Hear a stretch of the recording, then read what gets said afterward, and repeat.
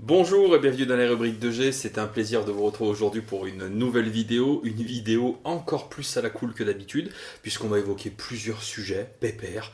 Je vais vous parler d'une lecture VO que j'ai fait récemment, on va également parler en quelques mots d'une annonce qui a eu lieu du côté de chez Panini avec l'omnibus Onslaught qui est prévu pour août, et puis on terminera la vidéo gentiment avec un petit peu de blabla autour de l'actualité de la chaîne, ce que vous allez pouvoir retrouver dans les jours et semaines à venir sur les rubriques de G.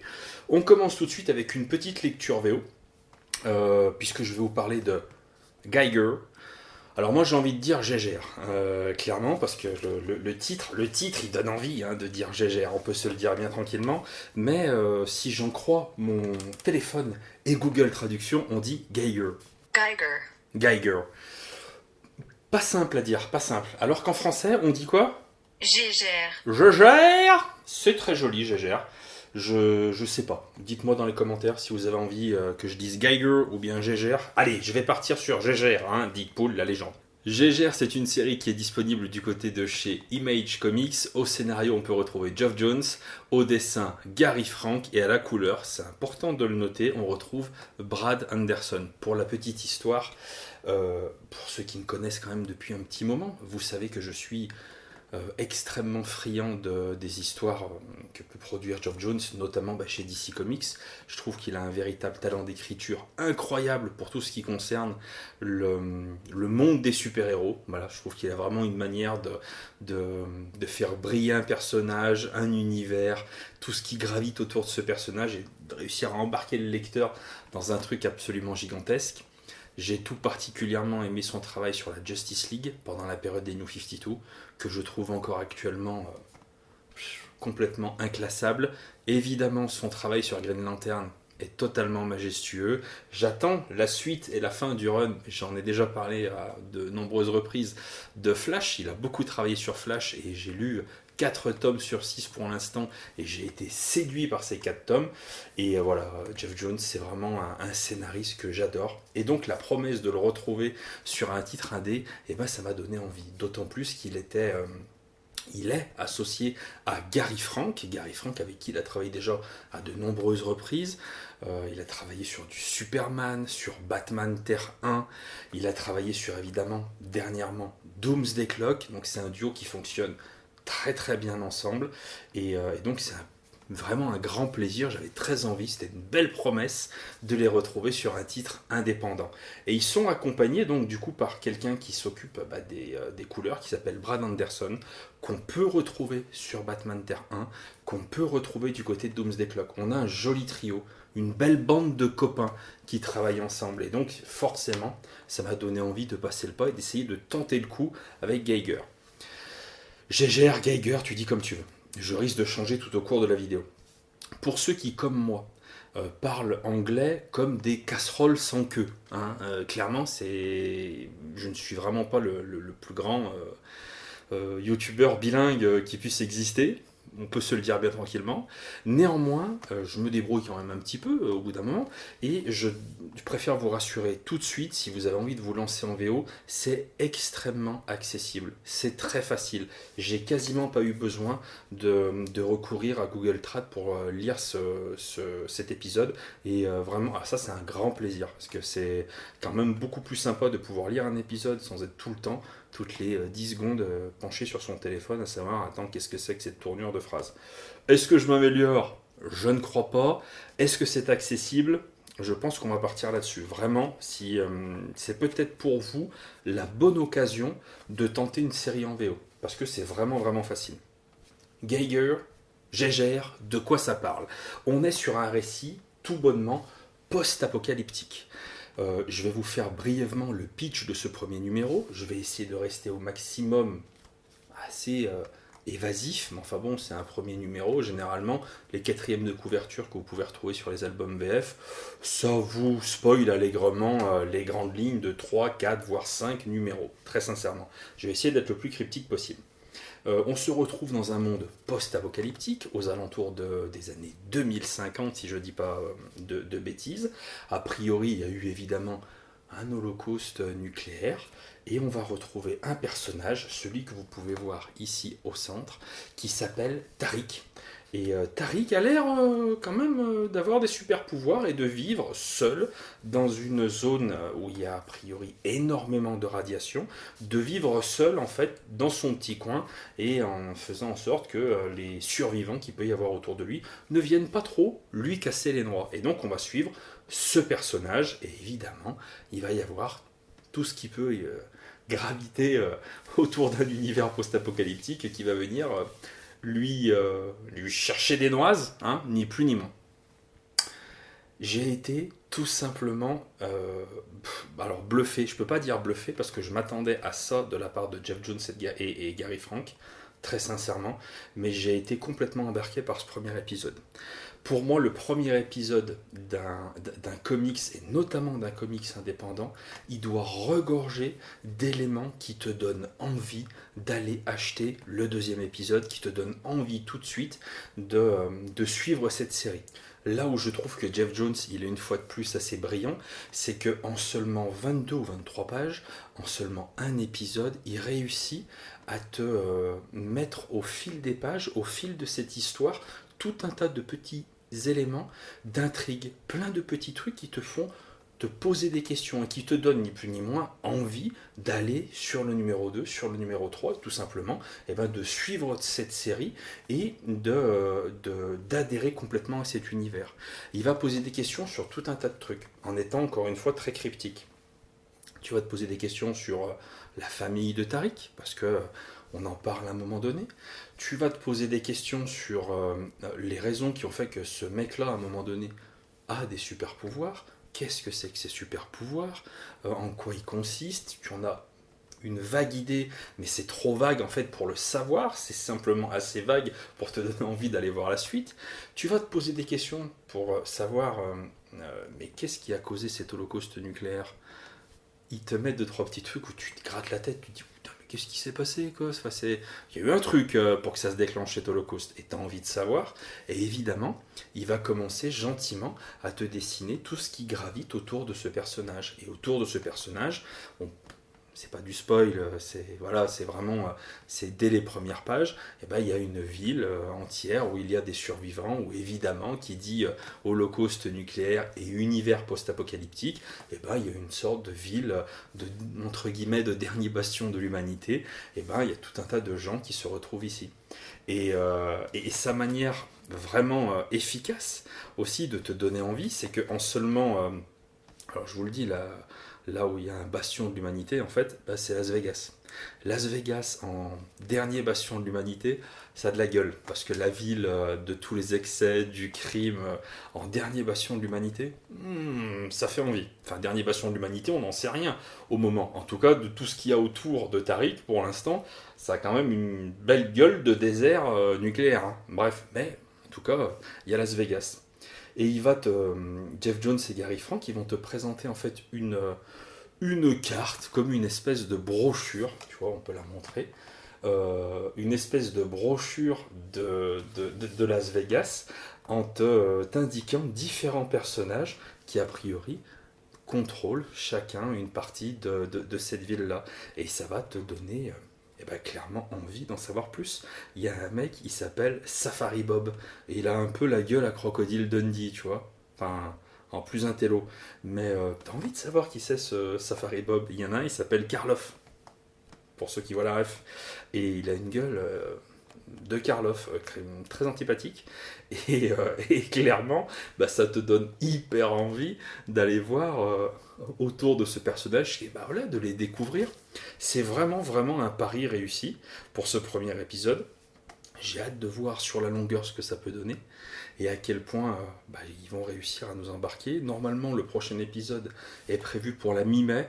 Le temps que je le réceptionne, on peut compter à peu près, je dirais fin mai. Dites-moi dans les commentaires si ça vous intéresse ou non et que je vous parle de la suite. Je pense très sincèrement que la plus grosse crainte qu'on peut avoir, c'est que Geoff Jones et Gary Frank réussissent à tenir les délais. En même temps, pour ceux que ça inquiète, je présume que comme moi, vous n'avez pas que ça à lire. Donc si je dois attendre 1 mois, 2 mois, 3 mois avant la sortie d'un nouvel épisode, franchement, moi je m'en fous complètement, c'est pas tellement un souci. Mais pour l'instant, écoute, ça a l'air on a l'impression qu'il y a vraiment une envie, une volonté de voir cette série s'inscrire dans la durée et sans trop de retard. En tout cas, vraiment, je l'espère sincèrement. Ça donne vraiment envie. Je vous le conseille. Du côté de chez Panini, il y a eu une annonce qui a, comme très souvent quand Panini fait une annonce, qui a remué un petit peu tous les amoureux des comics et notamment tous les amoureux de Marvel. Ils ont décidé de sortir, de rééditer l'omnibus Onslaught, qui devrait sortir, si je dis pas de bêtises, au mois d'août.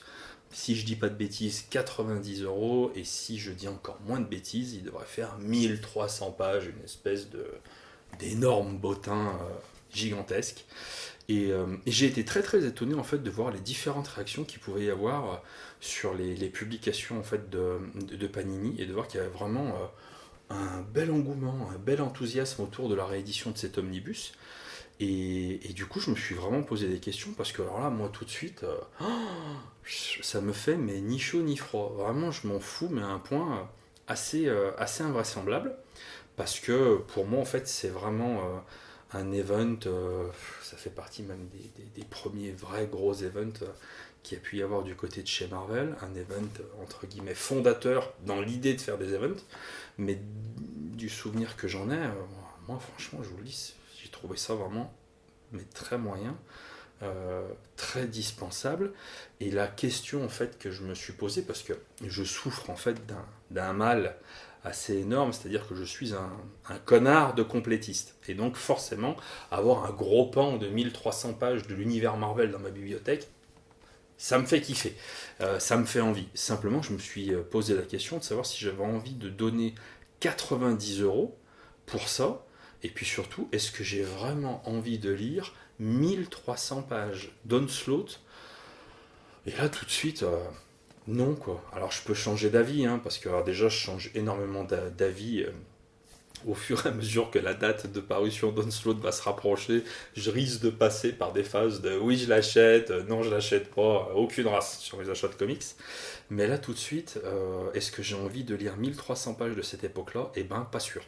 Et je trouve qu'il y avait beaucoup de gens, et c'est ça qui m'a interpellé, de lecteurs qui ne sont pas forcément des lecteurs qui ont 20 ou 30 ans d'expérience dans les comics Marvel, qui connaissent pas du tout cette période de l'histoire, de l'univers Marvel, et qui sont intéressés, qui ont envie d'y aller.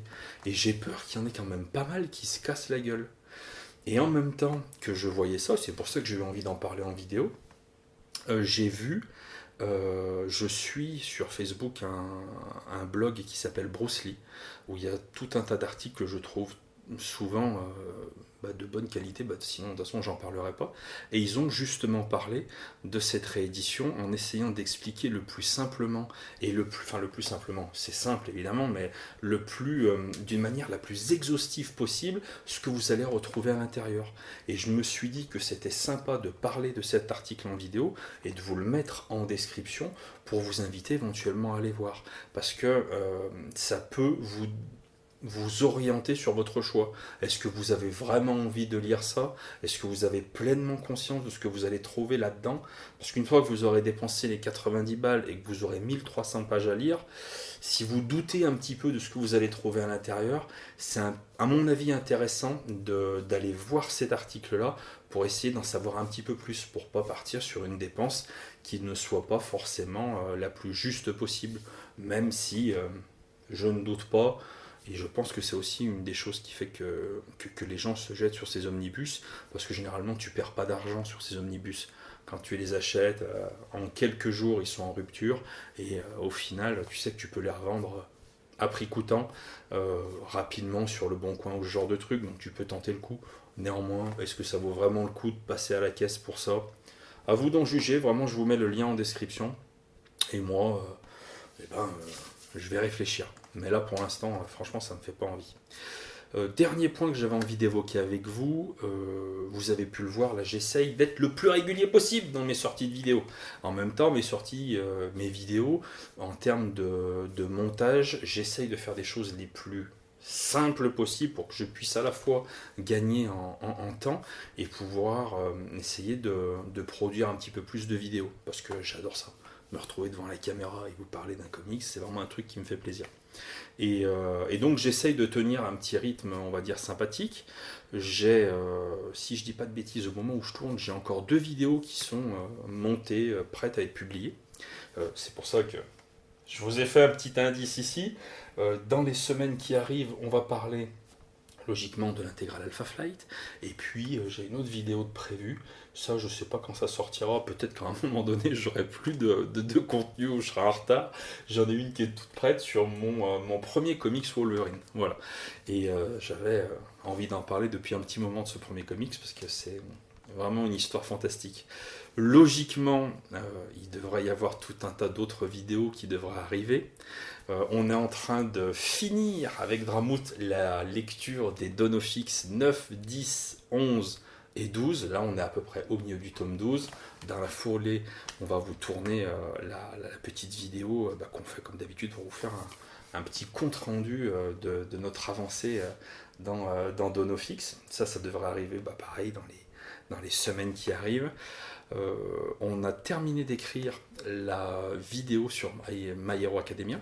Ça, je ne sais pas du tout quand ça sortira, mais on essaye de faire une vidéo, pour le coup, avec mon garçon, que vous ne verrez pas en vidéo, mais que vous aurez le plaisir d'entendre. C'est l'aîné de mes 2 garçons, j'ai 2 enfants, et il participe à cette vidéo, puisque du coup, je l'ai mis à contribution, et en essayant de cadrer au maximum les choses, et en lui disant qu'il fallait être le plus sérieux possible pour essayer de vous faire... Enfin voilà, j'ai envie que ça se passe bien et que ce soit une réussite et qu'à la fois il soit fier de ce qu'il a fait, qu'il mesure d'une certaine manière le travail que ça demande de préparer une vidéo et que vous, ce soit un moment agréable pour vous quand on va parler tous les deux de My Hero Academia. Donc là, on a terminé, on va dire, la structure de l'écriture. On va se laisser un peu de temps, laisser reposer, y revenir dessus, échanger avec mon grand et puis essayer de vous proposer, quand on pourra, la vidéo qui soit le plus sympa possible, avec j'espère quelques petites blagues. On va essayer de faire ça bien pour sa première vidéo. Première et dernière, on verra après quand il aura 18 ans, il aura plus besoin de moi. Et au début mai, normalement, il y a Batman's Grave, putain j'espère que je l'ai bien dit, qui doit sortir aussi du côté de chez Urban. Je pense sincèrement que je vais vous en faire une vidéo. Et voilà, là je me dis que dans les semaines qui arrivent, on va certainement essayer de rester à une vidéo par semaine. Je vous promets pas ça sur toute l'année, loin de là, parce que vous savez, la vie, il y a des hauts, il y a des bas, il y a des moments où on peut un peu plus faire des vidéos, il y a des moments où un petit peu moins. Là, j'ai envie de dire qu'on est dans une période faste, et j'essaie de faire les choses comme il faut. Je veux vraiment vous remercier, d'ailleurs, à ce propos. Très sincèrement, parce que vos réactions dans les commentaires sont à chaque fois géniales. Il y a des discussions qui sont super sympas. Vous me gavez de pouces bleus à chaque fois et c'est rien du tout. Je suis pas Squeezie, tu te doutes bien que 200 pouces bleus, ça va pas révolutionner ma visibilité sur YouTube, mais vous flattez mon orgueil de youtubeur et ça me fait extrêmement plaisir. Et vraiment merci de me suivre à chaque fois et dans toutes ces petites vidéos. J'espère que celle-ci vous aura plu. C'est pas du tout impossible que je reproduise ce type de vidéo un petit peu fourre-tout, avec une petite lecture, une petite actu, un petit truc où à un moment donné j'ai envie de réagir sur ce qui se passe dans les annonces qu'il peut y avoir à gauche à droite. C'est une envie que j'ai de pouvoir réagir le plus rapidement possible, à chaud avec vous, sur certaines annonces qu'il peut y avoir. Et voilà, j'espère que cette vidéo vous aura plu. Vous faites comme d'habitude un petit pouce bleu si ça vous a plu. On se retrouve dans les commentaires pour parler de Geiger, Gégère, pour parler de l'Omnibus Onslaught, pour savoir si vous aussi vous allez ou pas vous lancer dans cette aventure. Et je vous dis à très bientôt dans les rubriques de Gégère.